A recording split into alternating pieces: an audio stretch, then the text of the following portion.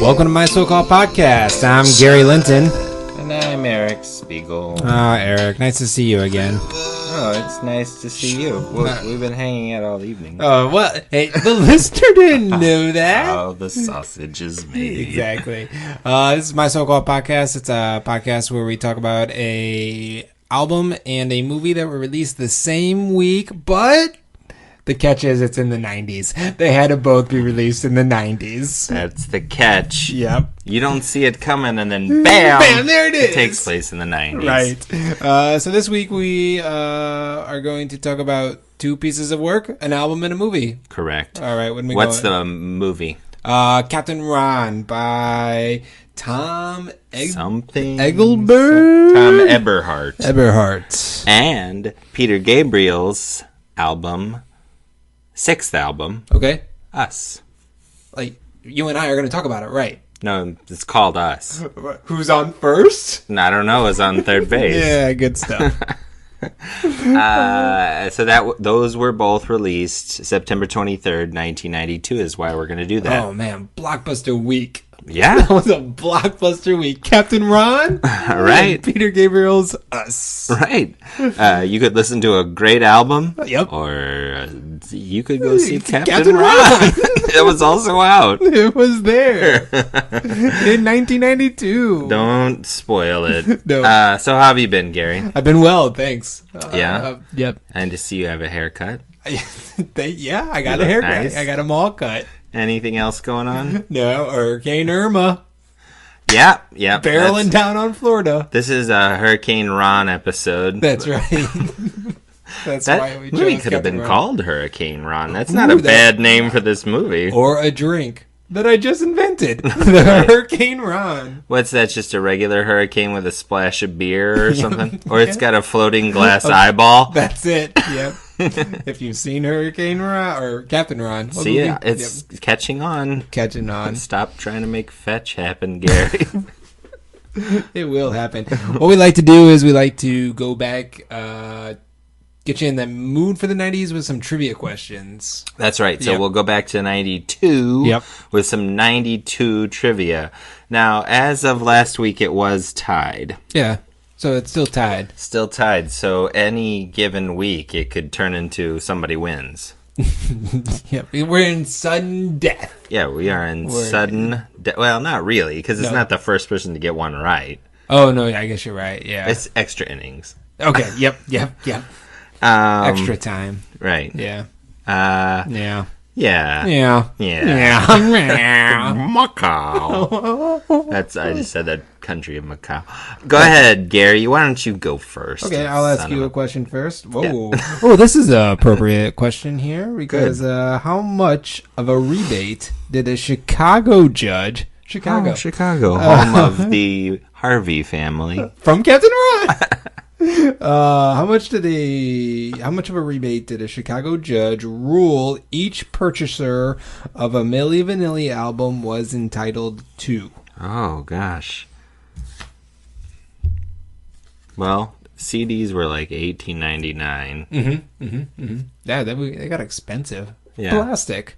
Yeah. Just for some plastic. We had to pay for that extra big cardboard thing. Remember when they cut that out and it was just in the plastic? It was the plastic anti-theft thing that was the same size. Right. But the store kept you couldn't put it in your pocket. That's right. The store kept it though. Yeah. So it's like, but I paid for that. I paid for that anti-theft device. I'm going to say, well, is it a percentage or a dollar amount? A dollar amount. Okay, I'm going to say $6. Ooh, close. $3. $3.50. So they were giving us like 20% off because they didn't sing the songs. Yep. I mean, the thing is, still good music, right? Somebody sang the songs. I don't know. They never proved that. Yes, they did. No, they never proved it. I saw the dudes. They showed them. They just proved Milli Vanilli didn't sing them. Yeah. I don't think we ever saw somebody... What they should have done is re-released the Milli Vanilli album under the names of the dudes who actually sang it. We liked the songs. They were Milli Vanilli then. Yeah. Yep. Was it a lot of different guys or just two guys? I think it was like, I don't know. You're asking, I don't think anybody did Because, Girl You Know It's True is still Girl You Know It's True. Yeah. And Blame It on the Rain Still blame it on the rain. I blame it on the rain, even when it's not raining. Yeah? Yep, that's me. It's raining somewhere. Florida. Yep. Hurricane Irma. Really dating this episode. Yeah, it's good stuff. Anyway, Gary. I'd like to date this episode. Which University of California campus expelled Andrew Naked Guy Martinez for refusing to wear clothes? That's a big system, the University of California. I'm going to go with UC Berkeley. Because, why not? That's correct. Oh, a baboosh. Babushka. I'm trying that on. How's that for... Okay. I mean, I don't like it. Okay. I appreciate your feedback. So we both got ours right. No, you did not get yours right. You got it wrong. You got yours right. So, okay. What Elvis Presley tune did candidate Bill Clinton play on the saxophone on the Arsenio Hall show on CBS on a Tuesday night? In front of the they were all doing it. The dog pound. Hound dog. That's not a bad guess, but it's wrong. It would be Heartbreak Hotel. Oh man, Berber Heartbreak Hotel. I mean, I guess they're both Bill Clinton appropriate. Yeah, that's true. You're gonna date that guy. You're gonna be in the Heartbreak Hotel because he's a real hound dog. What guitar god was the first musician inducted into the Rock and Roll Hall of Fame a third time? I'm going to go with Eric Clapton. Eric Clapton is the son. We used to say that on graffiti on the side of Shakespeare's Pizza. Eric Clapton. Oh, is the son? It said Eric Clapton is the son. S-O-N? Nope. Oh, okay.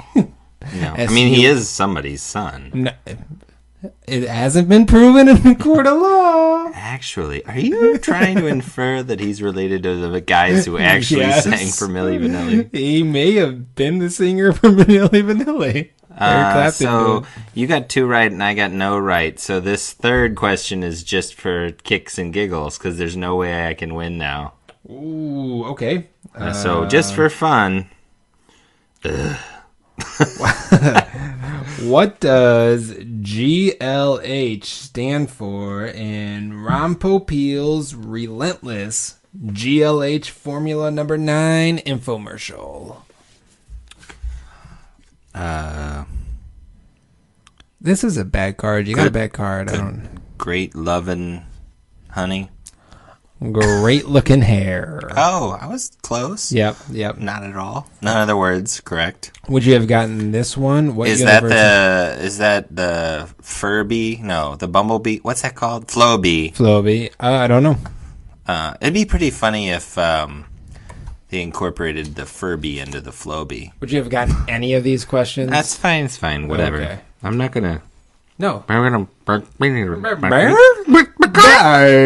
What comedy magic duo titled their guide to culinary gags how to play with your food? I'm going to go with Penn and Teller. That's correct. Yeah, because I don't know any other comedy magic duos. There's not a whole lot of those. Are there any more? I do have a Penn and Teller anecdote from that. Do you have a Penn and Teller anecdote? Because if I'm so bored by this anecdote that it would cure my boredom. It was a long way getting there, but I think I got there. Yeah, no, anything is worth insulting and interrupting me.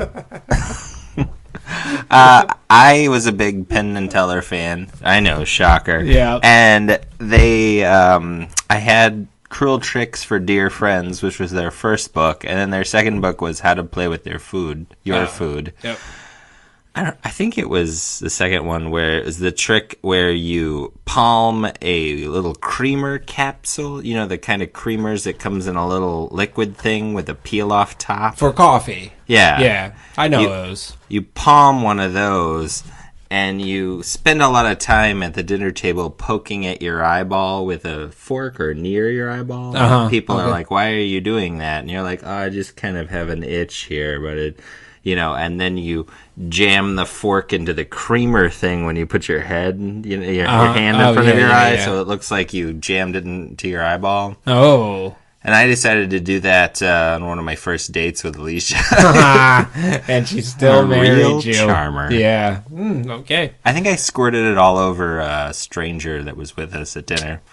That sounds like my first date with a psychopath. All right, so that's enough getting into the 90s. So let's start talking about Peter Gabriel's USA.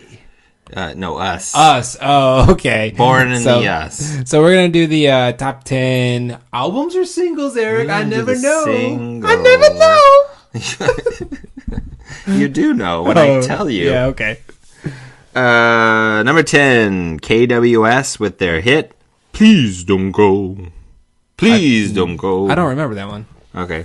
That was the thing. Keep going. Number 9, High Five with She's Playing Hard to Get. That's a high five to myself. Thanks. You didn't have to tell the audience. They could have imagined us like jumping out of our chairs and high-fiving. High five. Number 8, John Cicada, Just Another Day. Oh. Thank you. Oh, he's still going. He's going to keep singing, I guess. Okay. Now we owe John Cicada money. Come and get me, John Cicada.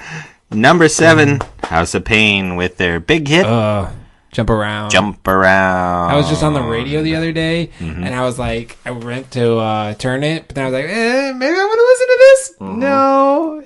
I ended up listening to it. But I was like, I want to turn the radio, I think. But then I listened to it. I mean, any song that commands you to jump around or jump or... When you got to jump up, you got to jump down. Wait, do they tell you to jump down? Yeah. Jump up. You jump up to get down. Oh, okay. Right, because you're dancing. Right, yep. Not to be confused with the Get Down, which is now canceled off of Netflix. Yeah, Netflix. Yeah, R.I.P. Okay. Not Netflix. Not Netflix, but the Get Down. Number 6, Shakespeare's Sister with Stay, a song I liked back in the day. I used to like that song too. Guns N' Roses are coming in hot. Number 5 with November Rain. Ooh, too hot. Too hot. That was a video. It's gonna rain that big video. Rain we talked about not that.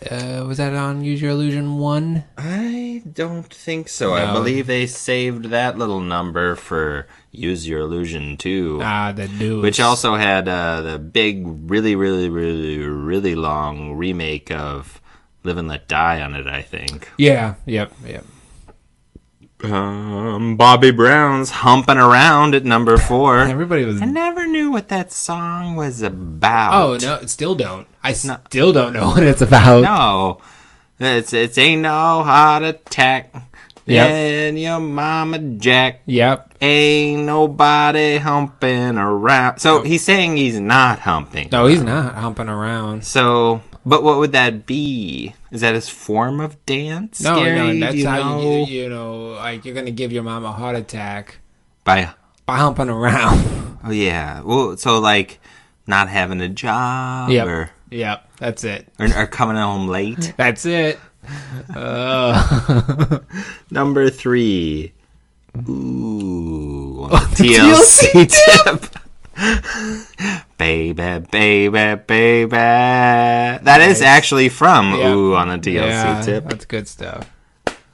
That was what in the made for television TLC movie they were on fire when they released Baby. Oh, you shouldn't joke about fire when it comes to Ooh on the TLC tip.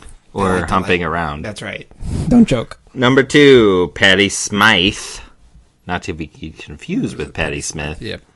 And Don Henley with "There's a danger to loving somebody too much," etc., etc., etc. And sometimes love just ain't enough. Okay. That's good. That was the number one song? No, that was number 2. Oh, okay. I wonder what, again, confusing, like, Meatloaf won't do that for love. Right. You know? Yep. This is sometimes love just ain't enough. So is it like he's broke? Yep. It's like I love him and he's hot, but he's broke. So, but that's not very romantic. Well, I don't think it's a romantic song. I don't think it's supposed to be. You misread it. It seems wistful. Oh, well, nah, you're wrong. So, number one, a very romantic song, also about the end of a relationship. Yeah, featuring an Eddie Murphy blockbuster comedy Boomerang. Toomerang, Zoomerang. Boyz II Men's End of the Road. End of the Road. Super hit. Super hit. Super hit. So those are the songs that were playing on the radio when Peter Gabriel released his album. And I'm sure he was recording Us over the course of 3 years' time. Only to release it in the fall of 1992, and I'm sure he was studying these 10 songs very that's closely. That's what I need to compete with. So, because music is a competition. So Eric, indeed it is. Peter Gabriel's Us. Either some of these songs go on for too long, or they're the perfect amount.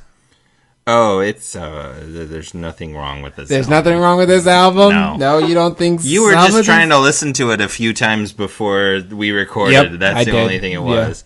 Yeah. No, these songs go on for the exact correct amount of time. They're not a little too long. No, they're not. They're perfect. I think some of them, like Love to Be Loved. That's one of my favorite songs on the album. But it's more than just one song, right? Yeah. He's got the... He like I said, he recorded this for 3 years, getting everything perfect. There's nothing wrong with the length of these songs. Okay. Sure. I mean, they're not radio friendly. No. But it's an album that you listen to all the way through. You texted me to say, like, do we have time to podcast Blarty Blarty? I think you're talking out of school. And I said, and you said, do you have time to listen to the album between now and then, blah, blah, blah. And I was like, that won't. Yeah, smugly. He said smugly. That won't be a problem. Because I'm very familiar with this album. So, what do you it's think one of my this favorite album? albums ever made. Yeah. Yeah. That's what. And still? Yeah. And Yep. Still holds up for me. All right. When was the last time you listened to this before this? Did you listen to it again for this podcast? Yeah. Okay. And then before that, how long had it been? I don't know. The thing is, these days I will make a playlist. I'll say it actually might have been a while since I have, because he's nowhere online. He's not on Spotify or anything. Oh, he is on Apple Music. Oh, that's good. Yeah. Maybe he's on Spotify now, but he wasn't for a very long time, so yeah. It's hard to put him into my playlists and such. But I listened the hell out of this CD. I was a big Peter Gabriel fan back when I was like 8. Well, right. Because so like Sledgehammer? I really like Big Time was Big the Time one I was a liked good one, the most. Yeah. And we were in the BMG or the Columbia House or whatnot. Yeah. Except for that my family only had a turntable and a hi-fi. So we were in the Columbia House for LPs. Okay. So like my dad would get a Steve Winwood LP, my sister would get Madonna. Madge. And I got Peter Gabriel because I wanted Big Time. Yeah. And Sledgehammer. Okay. Yeah, those are good songs. And then sort of as I got older, I realized, like, I really like this song In Your Eyes that's in Say Anything. And I was like, oh, that's on my Peter Gabriel CD. I should listen to that whole album. Oh, right. Because when you're 8, you're like, yep, Big Time's good. Yep. So I listened to the whole album, and I was like, that's a pretty good album all the way through. Yeah, So's a pretty good album. I'll give you that. Mm-hmm. Because, they're manageable lengths of song. Let the record state that Gary thinks that long songs exist on us. Yep. Can we move along? We can move on. Yep. But then anyway, when was this the follow-up then? Yeah, he takes a while. Yeah. Anyway, whenever this album was released, it wasn't like I was chomping at the bit to go get it. Right. With Steam got Steam had a video, first, much like Big Time and Sledgehammer. And I felt like, and I still do feel about Steam, that was early on in the process, maybe? Possibly, or later on, and he was trying to recapture some goofiness from the So years. It definitely doesn't. I enjoyed Steam because I heard that on the radio. So I'm guilty of not listening to Us before. I hadn't heard it before. Oh, okay. Well, you just need to listen to it more. Maybe that's it.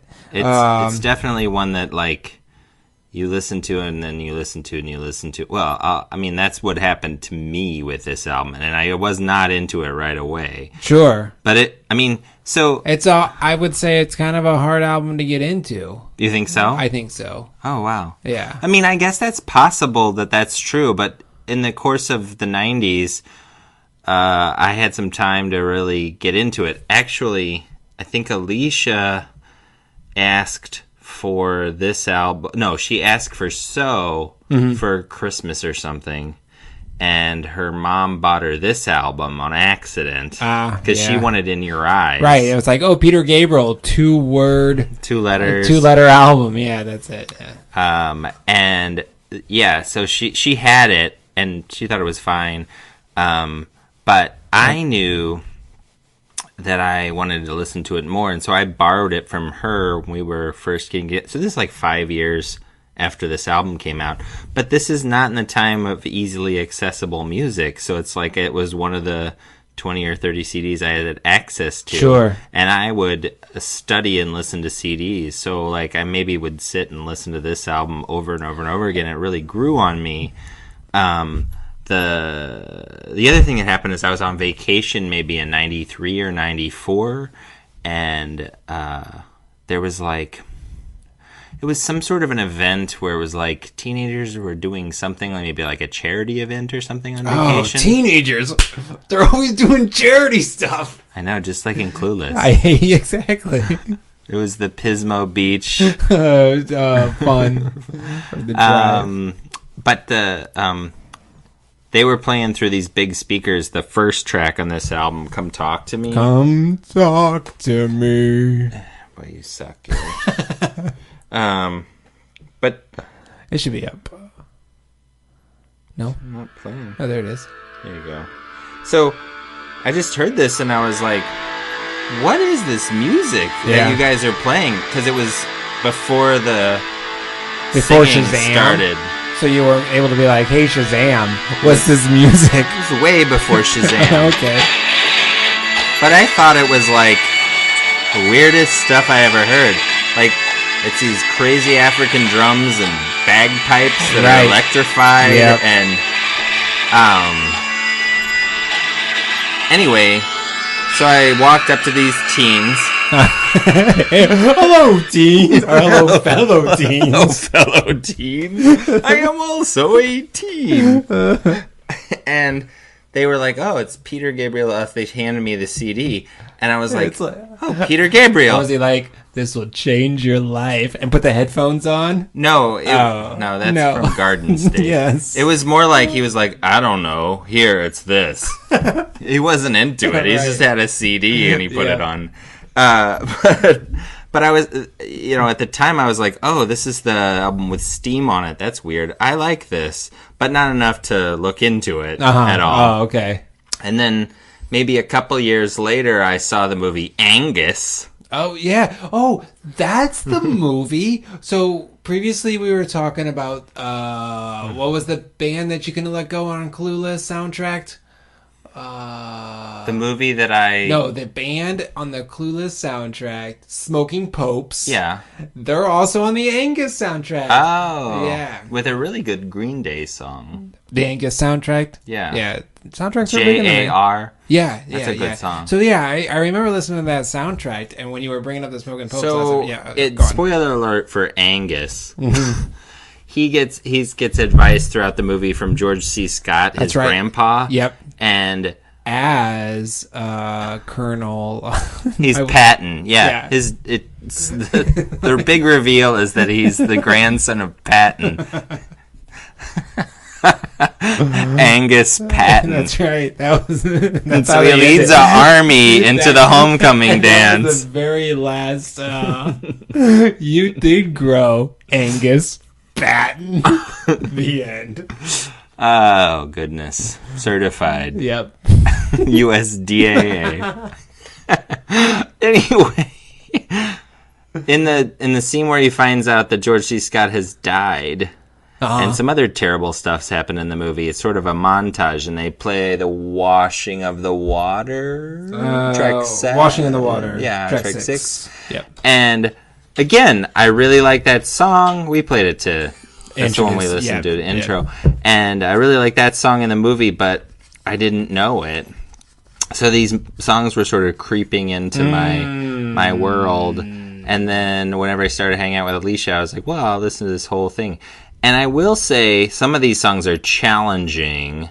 There's this I would put track, Love to Be Loved is a challenging song. Oh, really? Yeah. Oh, no. I mean, it's just kind of like, oh, yeah, Love to Be Loved.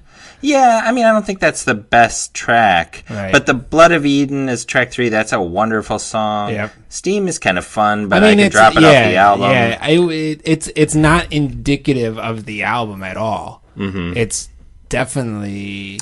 Yeah, it's an outlier. Yeah. I think he was trying to have a single. Yeah, exactly. And it was the first single, and it works. It's a good single. He knows how to...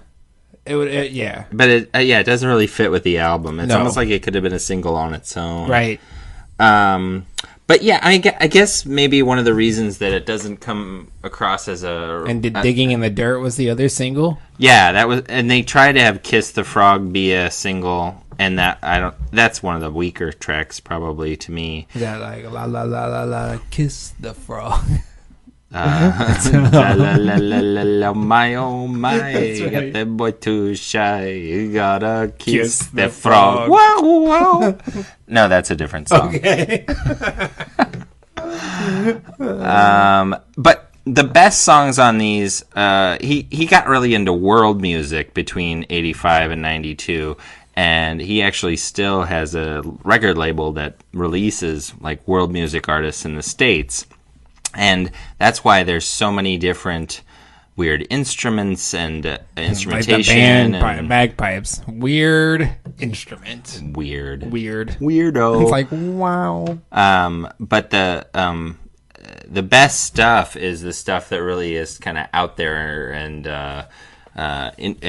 introspective at the same time. So the musicality is really interesting, but the themes in this album, Us, have to do with his distancing relationship with his daughter and the mistakes he might have made to cause that to happen, and then his relationship for a long time with his, I think it was Rosanna Arquette that he was either dating or married to, and that relationship was over. So he was sort of, digging in the dirt's like, to find the places I got hurt is all this stuff that had happened to him, and he's kind of exploring it through this album. And so a lot of I guess maybe it doesn't jump right off of the page and make you really excited and want to dance around. I didn't dance. It's not a dance album. No. It's not Fat Boy Slim. right about now. The Funk Soul Brother. Soul Brother. Love Check to it be out loved.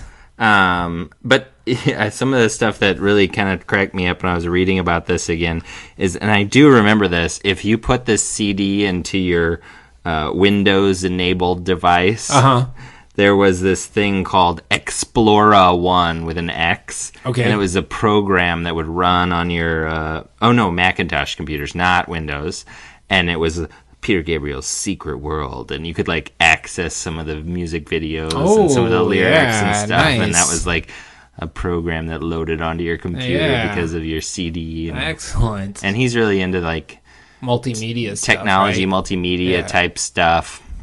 And he toured with this album, the Secret World Tour, for quite some time.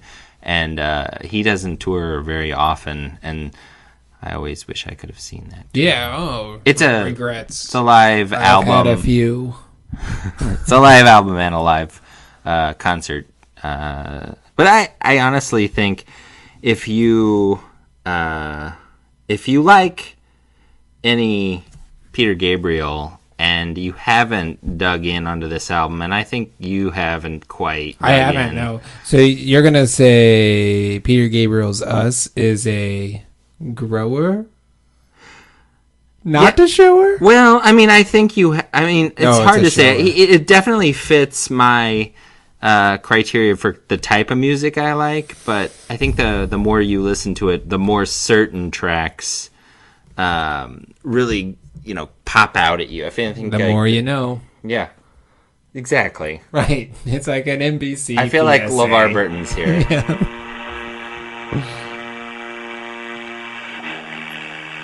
Is that the didgeridoo? Yeah. With a guitar? Crazy instruments! This is produced by Daniel Lanois. Okay.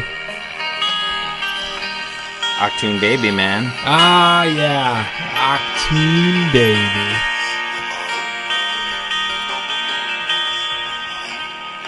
The Lovable Lads from Liverpool. Yeah, see, this song is one of my favorites, but it takes a long time for it to even start. Yeah.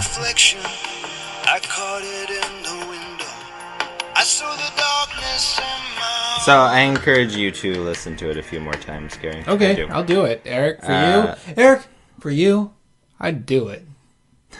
Good.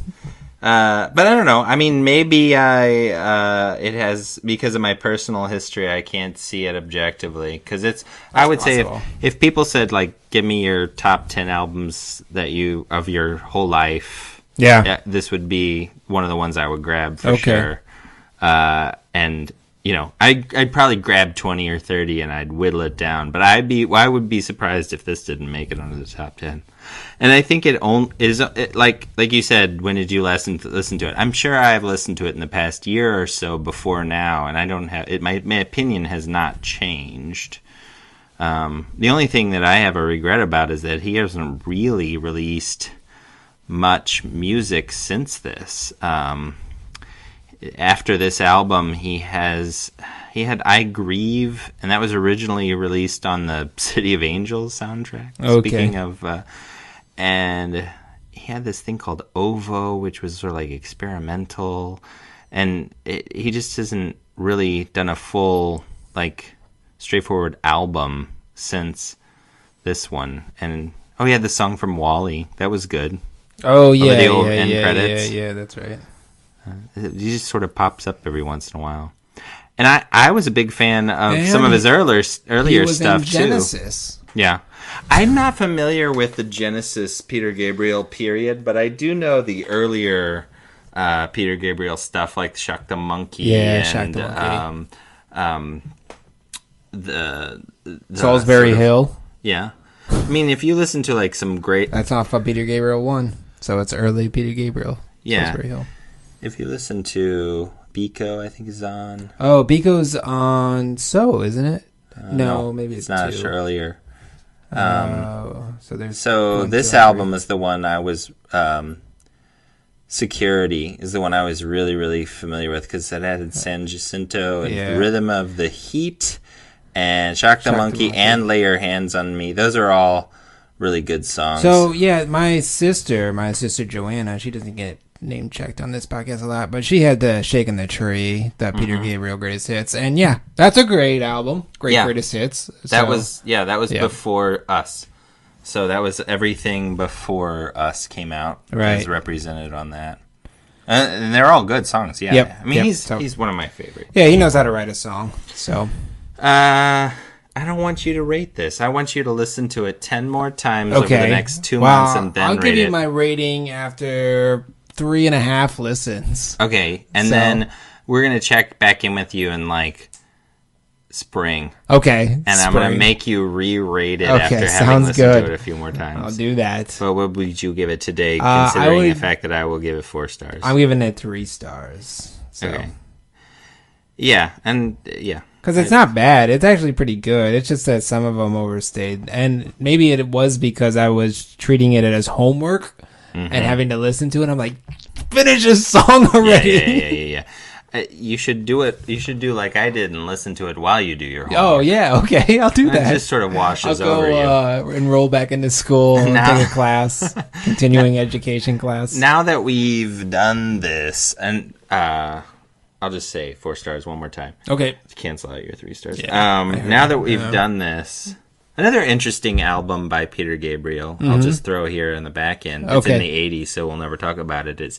He did the score for The Last Temptation of Christ. Oh, yeah, right. And that album of that music is really fascinating. It's a really interesting score, too.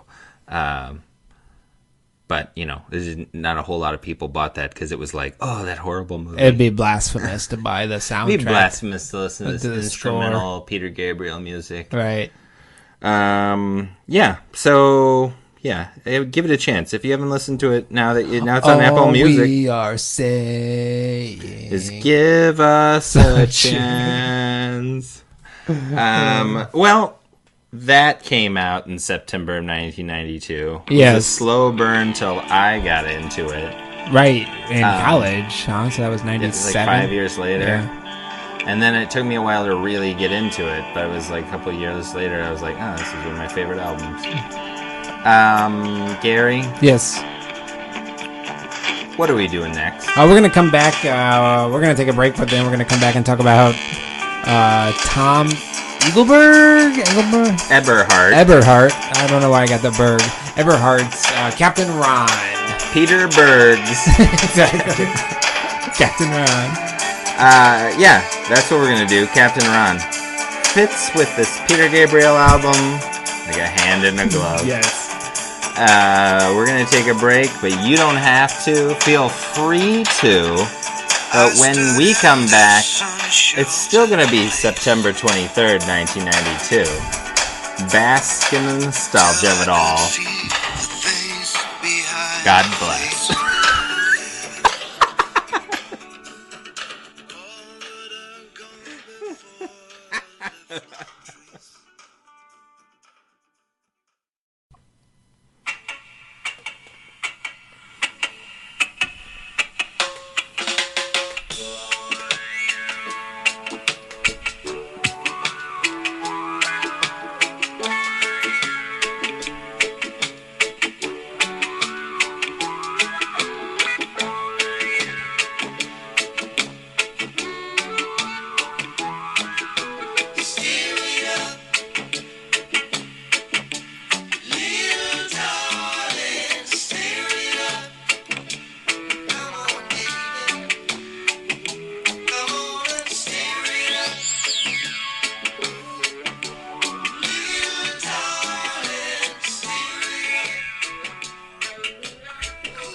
Hey, welcome back to my so-called podcast. I'm Eric Spiegel Still. Hey, and I'm Gary Lintonman.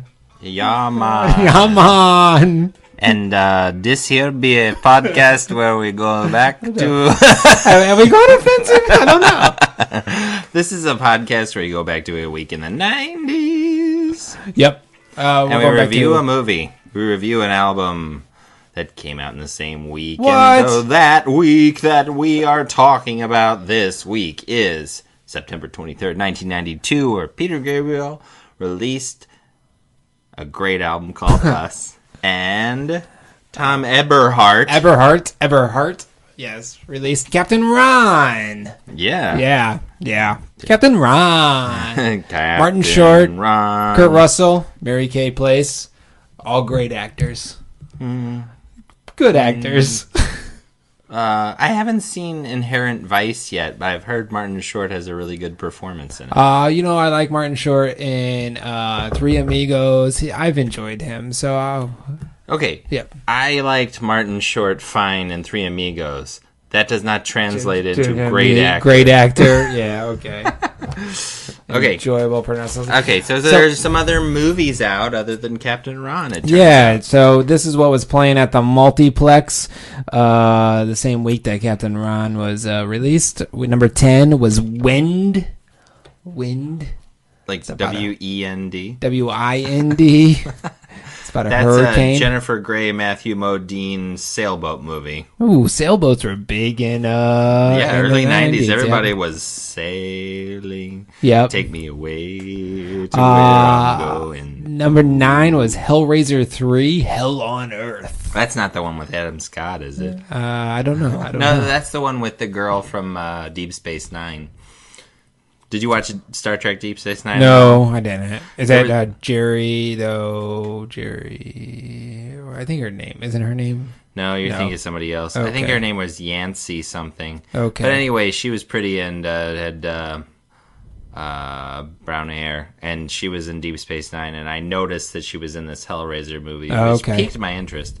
The first 2 Hellraiser movies are not bad. Okay. They're not good. Not good. But they're not bad. Not bad. I think the sequels all after 2 are supposedly unwatchable. Okay.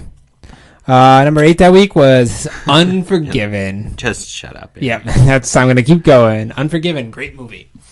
Yeah. Yep. That's a previous My So-Called Yes, podcast. it was. Number 7 was Single White Female. Oh, Single White Gordon. Yep, we've talked about that one. Hey, Bridget Fonda, her Wikipedia page officially says retired American actress. Oh, okay. Good to know. She hasn't put out a movie since the early 2000s. So yeah, she's done. Au revoir, Brigitte. You should listen to Remember This. You must remember this. Because Jane still got a TV show. Yeah, exactly. Bridget Fonda, retired. Yeah, there you go. Number 6, Honeymoon in Vegas. Oh, yeah. The immortal comedy starring James Caan and Nicolas Cage, who were in love with the same woman. Yep. Great casting, Hollywood. Good stuff. James Caan. Number 5, School Ties. Ooh, School Ties. About, I remember it's something to do about being Jewish. I think it's about anti-Semitism. Okay, there you go. At a private boys' school. Sure. So they unfreeze this caveman. Turns out he's a Jew. Encino Man with school ties. School man. Encino ties. Encino ties, that's it. Number 4, Husbands and Wives. Ooh, that's one of my favorite Woody Allen movies. That's a good Woody Allen one. That's like when he gets a little too introspective, where it's like, hey, Woody, keep some of this to yourself. Yeah. He's like, I'm so uncomfortable with myself when I sleep with my adopted daughter. Right. And you're like, oh, hey, Woods. But yeah, it's cutting a little too close to the bone. But Sidney Pollack's and Judy Davis is part of that. So it's Mia Farrow and Woody Allen on one hand, and then Sidney Pollack and Judy Davis on the other. And that Sidney Pollack-Judy Davis thing is very, very good, I think. It's like more of a dramatic. Yeah, it sounds like I need to watch it again. It's been a while since I've seen it. That's one of my faves. Yeah, number 3 is Singles, previous My So-Called podcast. Debuting at number 3 with $4 million, Singles. Yeah, it's a great movie. I think it was just too ahead of its time, right? Yeah, I think so. It had Pearl Jam in there. And Chris Cornell. Citizen Dick. Yeah, that's good stuff. Number 2, our movie, Captain Ron. Opening ahead of Singles. Yep, $4,893,000. And the number 1 movie that week was previous My So-Called podcast, Sneakers. Oh, Sneakers. Yeah. And that's holding steady. That is an opening. Yeah, no, that was week 2. Yeah. Yep. Sneaking around with Robert Redford and River Phoenix. All right, Sneakers. Eric, do you want to start off the convo about Captain Ron?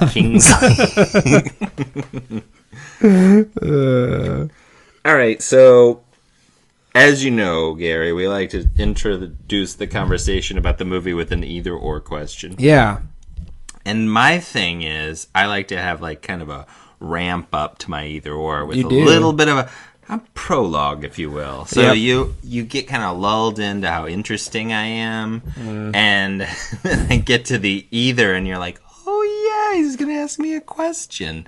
You kind of space out for a little bit. Yeah. You have a little seizure. Yeah, that sounds about right. I bring you back to the ground zero with the either, and I drop a bomb with the or. Okay. So, either... No, wait, sorry. This movie, we talked about when we were watching it, that narrowly escaped an R rating, probably, with its nudity. Oh, yeah. Some slight nudity. Slight nudity. If it had one more F word. Yeah. There's kids drinking. Oh, yeah. That's a funny running gag. Yeah. It's like got some salty elements. And then... Hey, is that a sea pun? Yeah. Okay, good job. You're welcome. Yep. You're welcome. This is also a seafaring movie. Yeah. And it's also a movie about a family that comes together and has a little adventure together. Yeah. So on the one hand, you've got kind of a Disney movie about a family that has a wacky adventure with a dude. Mm-hmm. On the other hand, you've kind of got pirates shooting at people, nudity, he's going to jump off the boat to go have sex kind of a movie. Yeah. And I feel like either this movie was more the sort of the rated R family comedy a la Vacation. Oh, yeah. Or it wants to be this other more wholesome sort of a family comedy that was also kind of a popular thing at many years, maybe 3 or 4 years before this movie came out. So which one of these is it? Well, I think that's the problem with this movie, is it doesn't know what movie it wants to be, and I think that's the problem with a lot of movies, is you get too many cooks cooking up too many cooks. Yeah, cooking up those films. Too many and cooks. You're trying to recoup your money, so you're like, let's try to cast the widest net. That's a C, kind of. Yeah. You don't drop anchor in one bay. You cast a very wide net. Exactly. And so I think that's what this movie suffers from, trying to please too many people. Yeah, that's sort of what I got. I was sort of like, what is this movie? Like, oh, sorry. Oh, yeah, you don't have to apologize. What is this movie? What am I supposed to be getting out of it? Oh, yeah, too many cooks. That's right. That's good stuff. If somebody's listening to us because we're a podcast on the internet, I'm sure they're familiar with it. I know. So, well, then they'll smile when they hear that. Instead of it takes smiling. a lot to make a stew. That thing gets stuck in your head. Yeah, it does. I make my children sing it. Do you? Yeah. No. Yeah. You're a horrible father. Yeah, I let my oldest see the whole thing, and he's like, what's happening? Yeah, that's the point. That's the joke. Well, and just, there's a form of joke where you repeat something so many times it's funny, and then it becomes not funny, and then it becomes funny again. Yeah. There's got to be a word for that. I don't know. German. The Germans probably have a word for it. Yeah, Feuchtigkeitsverluste. Exactly. So Captain Ron doesn't know what it is. That's the problem, right? So right. Let's make a list of all the different possible movies this could be. Okay. Right?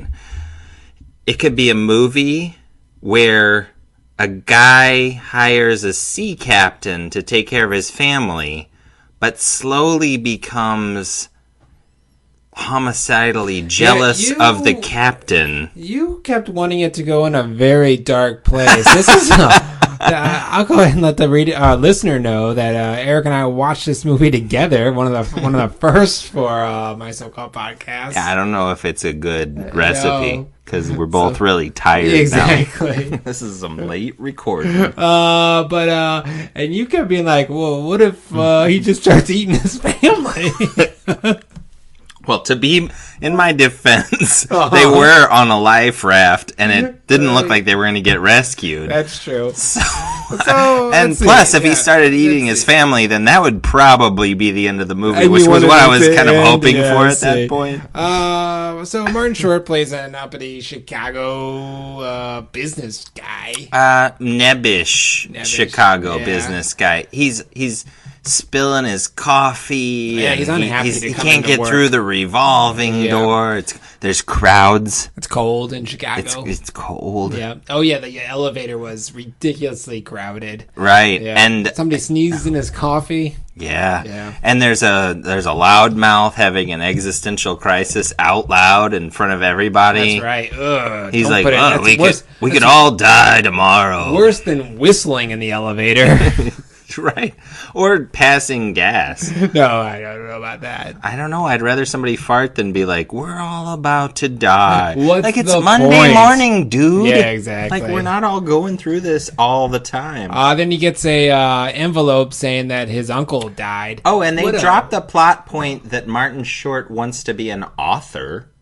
Yeah. That's what they introduced that, and you almost thought that whatever that guy was giving him had to do with his writing at first. Right. And spoiler alert, that never connects with anything in the movie. So, but he inherits a boat from his dead uncle, and he has to spend one night in the haunted boat. In Pennsylvania. No. He decides to go home. Okay, continuity problems from the start. Yeah. He gets from the courier, which is the guy with the bike. Yeah. The thing that his uncle died and willed him his boat. Right? And so he goes home and he tries to make out with Mary Kay Place, his wife. Yeah. And she's like, get off. And she's like, dude, no. Bro.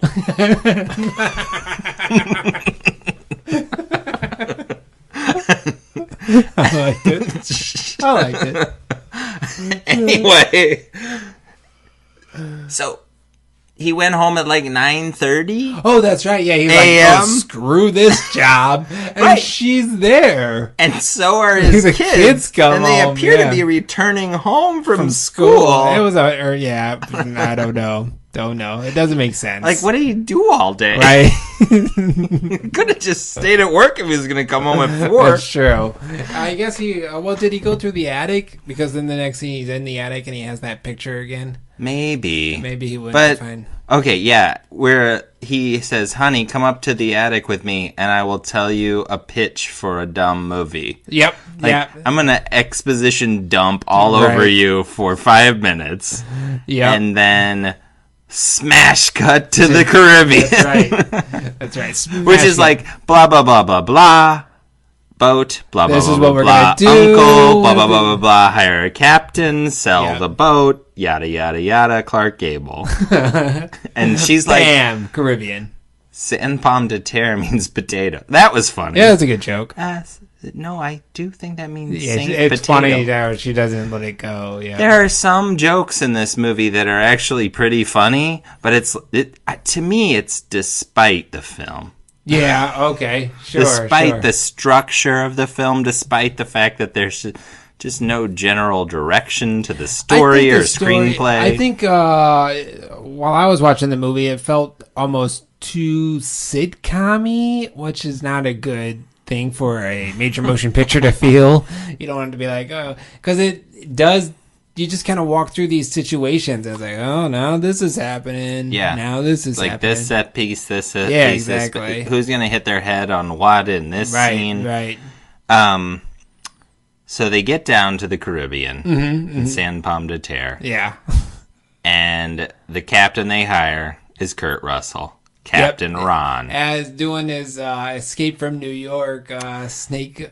Well, he sort of looks like Snake Plissken because he has an eye patch, but I will challenge that and say that he is a Caribbean David Lee Roth. Oh, okay. That's what I feel like he's doing. It didn't occur to me until halfway through the movie when he put on that little fedora with the pink thing and tried to salsa with the mom. I was like, oh, he's David Lee Roth. I get it now. And so this is indicative also of the problem of the movie.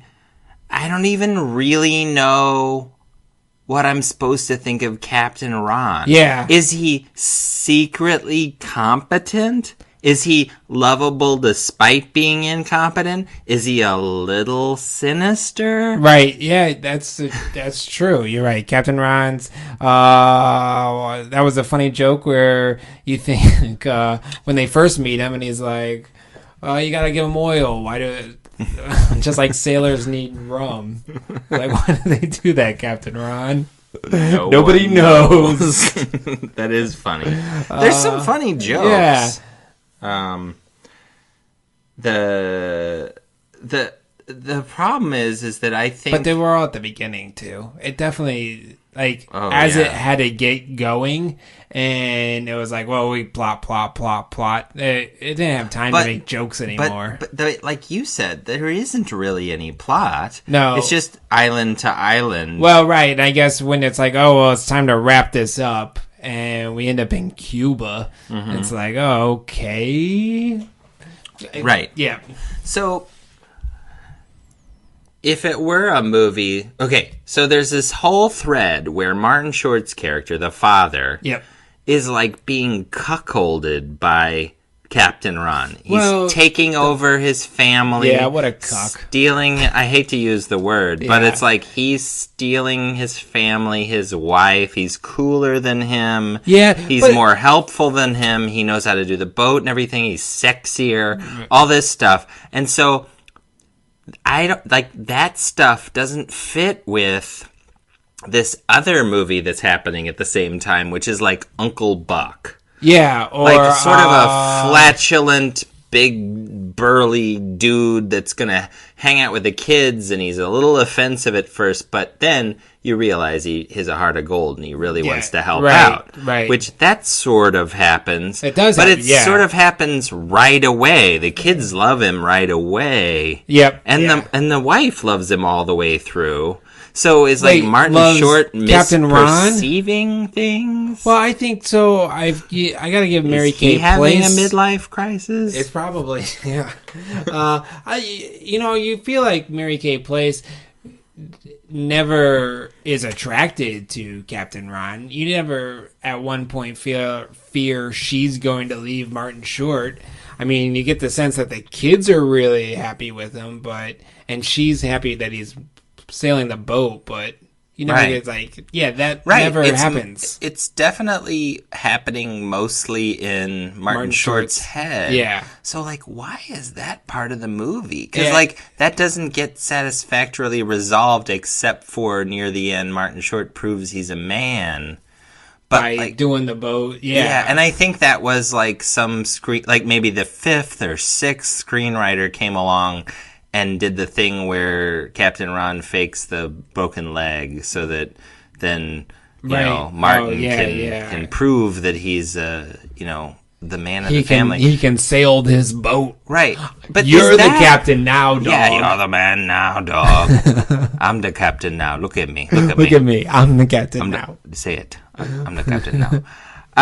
Can't you just say it? So that's a movie that's happening. Yep. And then there's also this movie of I don't know my son very well. I wanted to bond with him. My daughter's about to, talk to boys, and it's frightening me. Yeah, it's like a whole thing of are they going to be a closer family? But they don't really until they get kicked off the boat with the pirate ship, and it's like... Right, because they don't ever really work on any of those relationships. Right, yeah, nothing happens. I don't even think there's ever a scene where the father talks to the daughter alone. Other than when they're doing the sail. They're pulling the sails together. Oh, that's true. That's the only... Right, but that's the payoff. Yeah, exactly. There's no build-up to that. None. Nope. he's just upset that she has a tattoo. He yells at her, and then he's like, "You're cool. You have a tattoo." Right. Yep. Right. So it's like, it's like screenwriting beats that are happening, but like with no connection to any other thing that's happened in the movie, really. Right. And depending upon the scene, the daughter is either a brat or fighting with the little boy or helping out, right, or being really sweet, or like she just like does whatever. Like she's a nobody. She's just a vague teenage girl stereotype. So Thom Eberhardt gets he co-wrote it, this movie, and he was a kind of like a writer-director here when he first he wrote Honey, I Blew Up the Kid. It says he's an award-winning maker of social issue documentaries for public TV before moving into features. And he did maybe stick with the first career. Yeah, right. Night of the Comet, the night before. Gross Anatomy. He directed Gross Anatomy. That's another Matthew Modine. Yeah. Without a Clue. That's the Michael Caine, Bing Kingsley, Sherlock Holmes comedy that I never saw. Okay, he directed that one. Yeah. Yep. So. Yeah, it says on IMDb that this screenplay was kicking around Hollywood for a long time, and I could see where somebody would say like it's sort of like Vacation, or it's sort of like Uncle Buck, or it's sort of like this, sort of like that. Originally was going to be called Martin Harvey Takes a Cruise, which makes me feel like the original screenplay probably focused a little bit more on what was going on for him. Yeah. And I don't care if you think that Martin Short is a great actor or not. I think he is totally miscast in this movie. Yeah, I think so. I mean, he's a likable character, but yeah, he should not be the straight man. He should not be the everyman. Yep. It's just weird. It's bad casting. Originally, they thought Chevy Chase, which would be basically Vacation on a Boat. Right. Billy Crystal, Steve Martin, John Ritter, John Candy, and Richard Dreyfuss were all considered for Martin. Richard Dreyfuss would have been a good one. Yeah. But what about Bob? That's what about Bob. Yep. But What About Bob is a straightforward... the main thing is their relationship, his relationship with Bob. Right, and that's where you could have done that with Captain Ron and Martin Short's character. But I think it's very clear throughout the whole movie that he's just sort of a little bit disheveled, but mostly worthwhile. Like, there's no... Like, they could have made it a little mysterious. Like, is he a little nefarious or not? Right. It just seems like Martin Short's character's going through something. Right, and yeah, he's upset with Captain Ron when he overreacts to a lot of what Captain Ron's doing. Yeah. And he shouldn't be. And the rest of the family is like, chill out, Dad. Chill out, Dad. Yep. Yeah. And so, it's like, take these chill pills. You need to chillax. Yeah. Yeah. And then he punches them and eats them. That was really unpredictable. You really wanted this movie with some cannibalism in it. Well, I wanted it to have a point. And I feel like if the whole thing was he was just taking everything Captain Ron said a little too seriously and overreacting, like if he just overreacted the hell out of everything and started murdering his own family, then I would understand his behavior. He was losing it. Exactly. All right. Oh, Captain Ron. Captain Ron.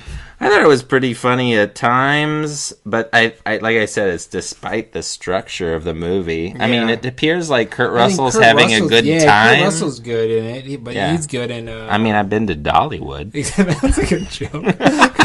That's a good joke because he says, the Pirates of the Caribbean? Have you been to Disney World or something? Yeah, they get a lot of mileage out of that. Oh, man, we almost got attacked by the Pirates of the Caribbean. That's really funny, but like it's a little weird now, like because people in millennial generation aren't going to get the fact that there didn't used to be a popular film franchise. Exactly. Been to Dollywood. Yeah. And online it says that a lot of the stuff that Kurt Russell does was just sort of his idea on the set. Oh, yeah. Like walking around in a Speedo. Okay. And some of the stuff that he says even. Yeah. So I feel like Dollywood felt like it was a kind of a ad-lib kind of a thing. Yeah. And, yeah, I don't know. The gorillas thing was a little strained.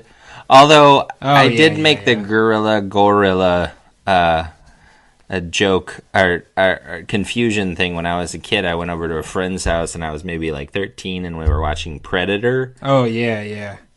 And they show like all these dead bodies that have been shot up or whatever. And one of Arnold Schwarzenegger's buddies, and probably Jesse Ventura, I don't know, he's like, oh, it's probably gorillas. And I'm like, what? How would gorillas, how would they even... They can't handle guns. It didn't make sense to me. So I can understand Martin Short's plight there of not knowing the difference. Right, yeah. And I think he stepped out of the room when he was like, it's clearly, he said, gorilla, gorilla, gorilla. Yeah. So. And I feel like that might be funny if like the film had just a little bit more of a sense of timing. Yeah, I agree. Like there's a lot of stuff that are like almost jokes, but like none of the hitting your head with pots and pans and falling down stuff works for me. Kind of got, and then he shoots a flame and they and then he's like pirates. Blind for a little while. Yeah. But then they try to make it like this really sweet scene where they find the Clark Gable and Carol Lombard initials. Like that's right after he has this like, oh, there's a flare on the boat. Exactly. Like, what kind of a movie is this? And yeah, I don't know. I don't know. Yeah, it's kind of a mess. Yeah, it's not kind of a mess. It's kind of a mess. It's 20 movies. Like the beginning in the Chicago scenes is like straight out of the first scene of Planes, Trains, and Automobiles or something like that. Yeah, and then it's like it did have that John Hughes feel, like the suburban Chicago thing, and then all of a sudden it's in the Caribbean, and it has this feel of like they just thought, well, if we're down in the Caribbean, we have some funny stuff happen. Yeah, that's all. We'll have some nice scenery. Maybe the people that were making it got like mistook the fun they were having being in the Caribbean. Oh, that's true. Yeah, for fun that we would have watching this film. Yeah, he sleeps with his eye patch on the other eye. That was kind of funny. Yeah, this guy's dead. Yeah, there's some moments, but so yeah. Yeah, I'm sure. I think there's people that grew up watching this like a lot of times on cable and stuff. Yeah, it was on cable a lot. That probably like this movie a lot more than I do. Yeah. It was from nostalgia factor and stuff. I'm guilty of that for some movies. So get out of town. No, I won't. I'm staying in town. Oh yeah. Yep. All week? Probably. I'll be here all week. Try the veal. 4 stars would be like the HMS Pinafore. Oh. Nice. 3 stars would be like the Titanic. Oh, that stinks though. I was gonna go with 1 star for Titanic. I don't have it known of both. SS Minnow. Number 2 was 3 would be the Minnow. Then isn't that what they do in Jaws? No, the Minnow's Gilligan's Island. Oh, that's 1 star. The Minnow, James. Yeah, the Minnow is 1 star. Okay, let's say the Titanic is 2. Okay. What do you want to say for 3? Yeah, what's the boat in? The Red October. The Enterprise. The Enterprise. USS Enterprise.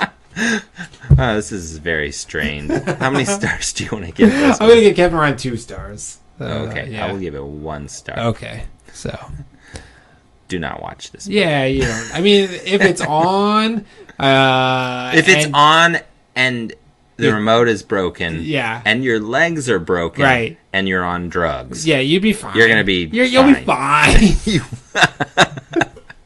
So, all right. Thanks for listening to another episode of My So-Called Podcast. We couldn't do it without you. No, we could not. The faithful listener. Yeah, the careful listener.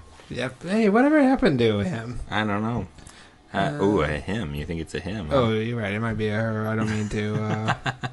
So.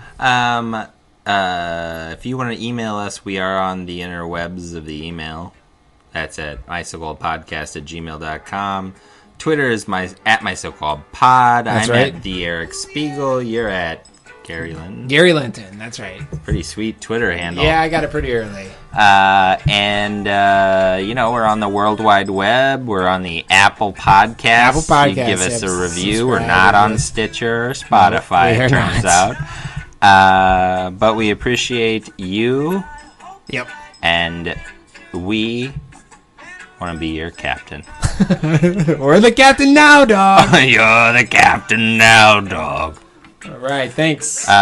This has been Eric Spiegel. I'm still Gary Linton. And we are Jamin.